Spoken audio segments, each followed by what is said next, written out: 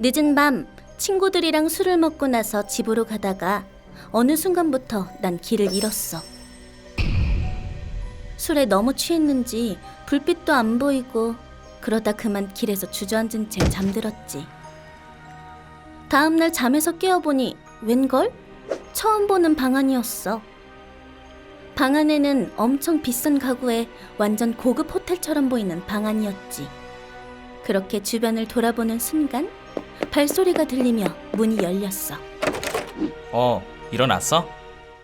남자 셋이 들어오는데 와, 셋 다 너무 잘생겨서 난 대답도 못하고 얼어버렸지. 흰 피부에 새까만 눈, 정말 누가 봐도 연예인처럼 잘생긴 세 사람이었어. 화장실은 저쪽이고 옷은 여기 옷장에서 골라 입어. 밖에 식사 준비했으니까 우린 밖에서 기다릴게. 내 귀에 부드럽게 속삭이는데 목소리도 너무 좋더라. 나도 모르게 입을 꽉 껴안고 간신히 고개만 끄덕였어.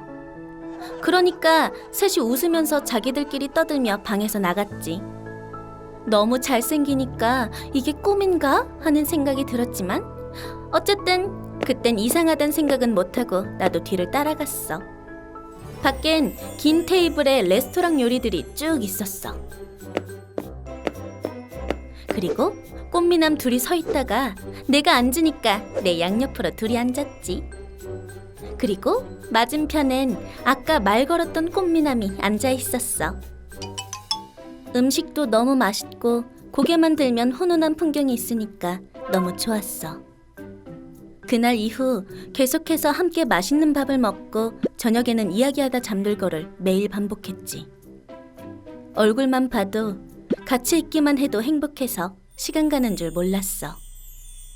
그러던 어느 날 내가 밤에 방문을 착각해서 다른 방을 들어가려고 했어. 문을 열려고 하는데 셋 중에서 가장 말이 없었던 미나미가 갑자기 내 팔을 낚아챘어. 여긴 열면 안 돼. 왜? 다 널 위해서야. 갑자기 걔가 주변을 쓱 훑어보더니 내 귀에 대고 속삭였어. 나중에 다 말해줄게. 귓속말로 그러니까 완전 녹아버려서 얼굴이 화끈거렸어. 고개만 간신히 끄덕이고 얘 손을 꼭 잡고 내 방으로 돌아갔지. 이날 이후로 미나미는 나를 데리고 나가서 산책도 시켜주고 공원도 같이 다녔어. 그러면서 미나미랑 가장 친해지게 되었지. 친해지니까 그냥 넘어가던 일들도 궁금해지기 시작했어. 도대체 왜 나한테 잘해주는 거지? 난 예쁘지도 특별하지도 않은데? 저기, 나한테 왜 이렇게 잘해주는 거야? 넌 그럴 가치가 있으니까. 영화 같은 대사를 미나미가 하니까 완전 그림이었어. 그래도 부모님이 걱정돼서 말했지. 고마워. 하지만 나 이제 집으로 돌아가야 할 것 같아. 부모님이 보고 싶어. 내가 말을 딱 꺼낸 그 순간 얘가 갑자기 눈빛이 변했어. 안 돼. 가지 말아줘. 제발 조금만 더 함께 있어줘. 미나미는 내 팔을 꽉 잡고 간절하게 날 바라보며 말했어. 난 갑자기 무서워져서 얘한테 이때부터 빌었어. 제발 보내달라고. 계속 빌고 또 빌었지. 내 말을 듣더니 미나미가 고개 숙이고 한참을 고민했어. 알겠어. 그럼 딱 3일만 더 있어줘. 그땐 내가 책임지고 널 보내줄게. 고맙다고 말한 뒤 난 내 방으로 돌아갔어. 근데 이때부터 무언가 무서웠어. 생각해보면 나갈 때도 항상 옆에 붙어있고 휴대폰도 안 주고 들어가지 못하는 방이 있다는 것도 너무 이상했거든. 더 이상한 건 다음 날부터였어. 얘를 제외한 다른 둘이 더 이상 보이지 않았거든. 저기, 둘은 어디 간 거야? 그러자 얘가 미소 지으면서 말했어. 널 그냥 보낼 수 없어서 선물을 준비하러 떠났어. 나도 분위기 깨기 싫어서 일단 알겠다고 했지. 그리고 마침내 3일이 되기 전 밤.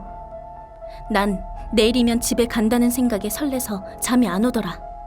부모님이 내 걱정 많이 하셨겠지? 그러다가 문득 마지막이니까 저번에 열어보지 못한 그 방을 열고 싶어졌어. 조심스럽게 다가가 그 방문을 살며시 열어봤지. 그 문 안엔 나랑 키도 비슷하고 머리 길이도 비슷한 한 여자가 딱딱하게 굳어져 있었어. 나와 같은 옷을 입고 선체로 전시되어 있었어. 난 너무 놀라 바로 문을 닫았지. 그리곤 뒤도는데 거기서 미나미가 가만히 쳐다보고 있었어. 나는 너무 무섭고 떨렸지만 이겨내려고 용기 내서 소리를 질렀어. 저 여자는 누구야? 너희 도대체 정체가 뭐야? 내가 소리를 지르고 얘 뺨을 쳤어. 근데도 아무 반응이 없었어. 고개만 돌아가고 맞고도 가만히 있었지. 난 힘이 빠져서 그 자리에 털썩 주저앉아 엉엉 울었어. 집에 보내준다고 했잖아. 책임지고 보내준다며. 그러자 얘가 진실을 말해줬어. 충격적인 내용이었지. 사실 꽃미남 셋은 이곳에서 여자애를 5주 동안 행복하게 해준 뒤 가장 아름다운 모습으로 인형을 만들어 왔어. 그리곤 그걸 다른 사람에게 비싼 값에 파는 거였지. 안에 있던 여자는 바로 인형이 되어버린 여자였고 이번에는 내 차례였던 거야. 난 제발 살려달라고 빌었어. 빌고 또 비니까 미나미가 한참 고민하다가 말했어. 좋아. 보내줄게. 울지 말고 조용히 따라와. 미나미를 따라 밖으로 나가는 엘리베이터를 탔어. 이곳에서 있던 일은 절대로 아무에게도 말하지 마. 내가 고개를 끄덕이고 엘리베이터 문이 닫히는 순간 미나미가 섬뜩하게 웃으면서 말했어. 그럼 안녕. 또 만나. 또 만난다고? 생각이 든 순간 엘리베이터는 추락하고 나는 차가운 액체 질소 속에서 허우적대며 굳어가다 숨이 막히는 순간 꿈에서 깨어 일어났어. 몇 달 전 저에겐 잊을 수 없는 일이 생겼습니다. 그 일은 바로 구남친과 헤어진 일인데요. 사귀고 나서 초반에 구남친은 스윗했습니다. 하지만 얼마 지나지 않아 제 외모에 대한 비하를 하기 시작하더라고요. 와, 오늘따라 왜 이렇게 못생겨 보이냐? 사귄 지 얼마 됐다고 살만 디룩디룩 찌네. 내가 무슨 돼지 사육사도 아니고. 에휴. 나도 쭉쭉 빵빵 날씬한 여자 만나고 싶다. 이렇게 제게 상처되는 말들을 아무렇지도 않게 내뱉었습니다. 저는 그때마다 웃으면서 넘어가려고 했는데요. 왜 그래? 그런 말 하면 내가 상처받잖아. 안 하면 안 될까? 나는 그냥 너 자체로 좋은 건데 너도 그냥 나를 좋아해주면 안 돼? 너 자체만 보고 만나는 남자가 어디 있겠냐? 나니까 만나지. 구남친의 태도는 나아지기는커녕 점점 더 심해지기만 했죠. 결국엔 야야, 네가 여자냐? 우리 헤어지자. 라며 제 마음에 가장 큰 비수를 꽂고는 잠수를 탔습니다. 그날 이후 저는 진짜 이뻐져서 복수해줘야겠다는 마음밖에 안 들었습니다.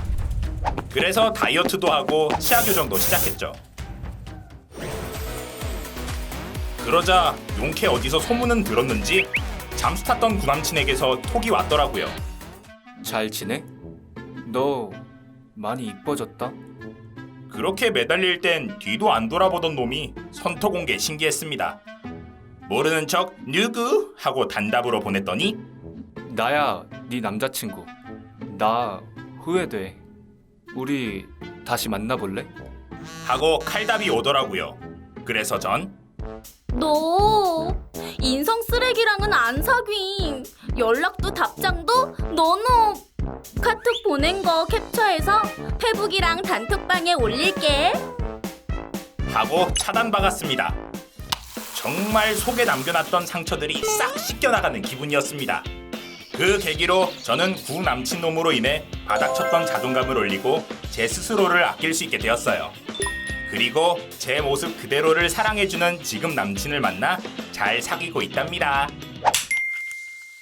제 친구 중에는 점수 매기는 것을 아주 좋아하는 애가 있는데요.